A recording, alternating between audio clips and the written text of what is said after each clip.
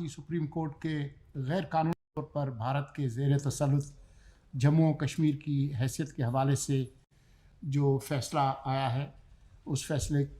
کو غیر قانونی فیصلہ قرار دے کر مسترد کیا اور کہا کہ جموں و کشمیر ایک مسلمہ بین الاقوامی تنازع ہے جو 7 دہائیوں سے اقوام متحدہ کی سلامتی کونسل کے ایجنڈے پر حل طلب ہے۔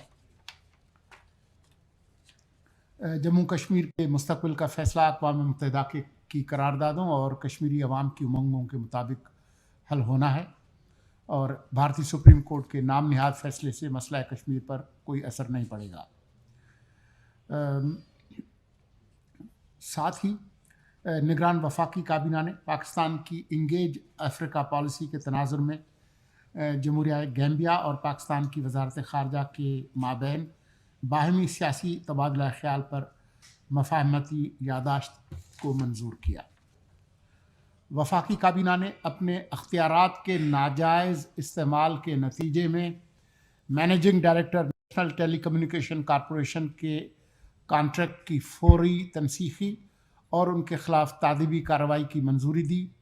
نئے مینیجنگ ڈائریکٹر کی تعیناتی تک عبوری عرصے میں میاں محمد شفیق چیف ایگزیکٹو انجینئر اور قائم مقام مینیجنگ ڈائریکٹر کا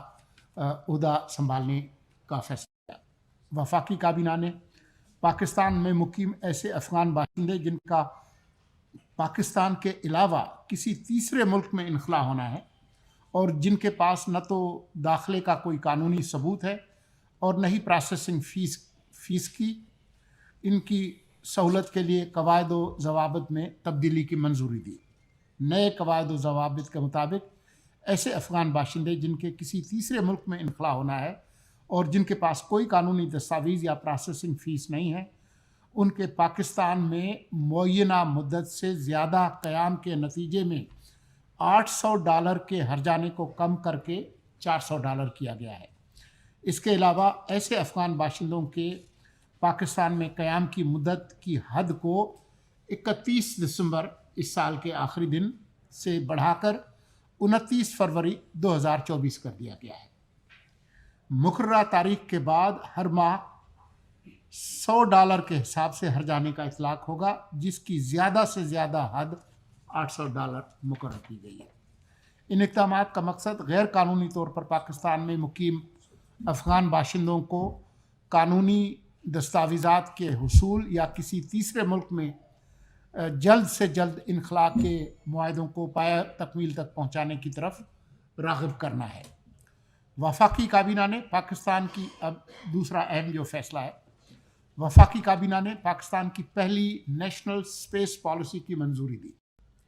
اس پالیسی کے تحت پاکستان میں ابلاغ اور روابط کے لیے بین الاقوامی کمپنیوں کو لو آربٹ کمیونیکیشن سیٹلائٹ کے ذریعے